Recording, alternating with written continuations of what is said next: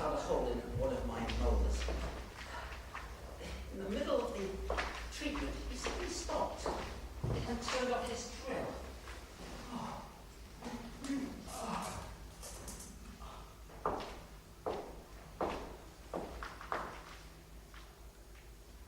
I'm sorry, Mr. Kishon.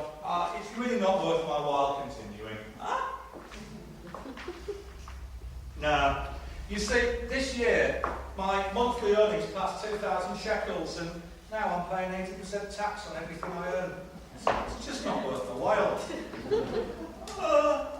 No, it's not worth yours either. I mean, you'll have to earn 3,000 shekels to pay me the 600 that you owe me for this treatment. Now, after I've paid tax on that, I'll be left with 120 shekels. Now, I was going to pay that 120 shekels to my wife's driving instructor.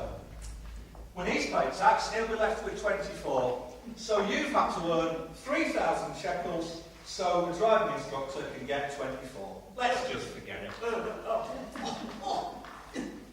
But that's net. True, but the driving instructor has just doubled his fees from 120 to 240 shekels. So now, to pay him, I'll have to double the cost of the treatment that I charge you from 3,000 to 6,000 shekels. It's just not worth it, you see. But did I ask for a receipt? No, but I declare all my income. I don't want any trouble, and it's a matter of honour. So the hole doesn't get fixed after all? No.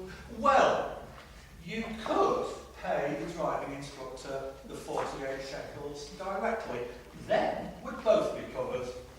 Yeah, that sounds okay. But what happens if the authorities discover in the driving instructor's book that I pay for your wife's lessons? You tell them she's your mistress. Can I see a photo? I meant for tax purposes. So, shall I make another appointment? Shall we say Thursday, 9 a.m? Very well. So, I headed off to see the driving instructor.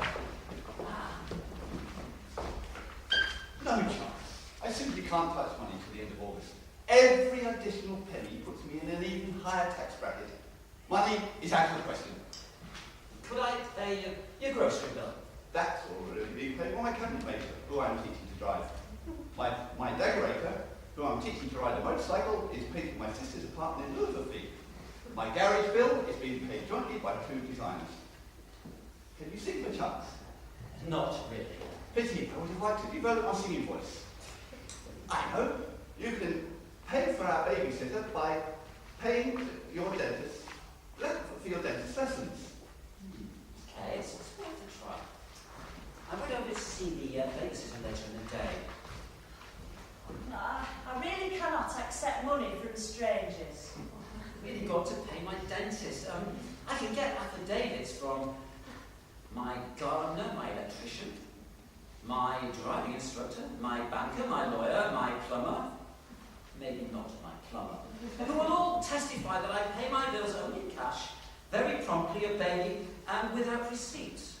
I don't really want to be in anyone's power. Is your tooth really that bad? Yeah, it's hurting quite a lot now. You can buy me some contact lenses. Oh, okay. But what happens if they discover in the optician's book that I pay for your lenses? Tell them I'm your mistress. That job's already taken. The dentist's wife has registered me already. Do you own a raincoat, perchance? Yes, the couple upstairs with the newborn baby thought me one. Oh, I'll settle for a weekend in Tiberia on half board up. Okay. So, I ran up a hotel in Tiberia and spoke to the manageress. She said yes, she had a room over that weekend for the babysitter, but we discussed nothing further over the phone. So I drove across the country and arranged to meet her a mile from town in a field, away from prying eyes and ears. The first floor is taken by my son's piano teacher, and next to him is the man who owns my local laundrette. The royal suite is taken by my tax advisor. Here, everybody pays for things with goods and services. It's not worth using cash, because I know, the 80% tax rate, but how am I going to pay you? Could I do do some dishwashing, perhaps? I'm sorry, there aren't any vacancies. But I do have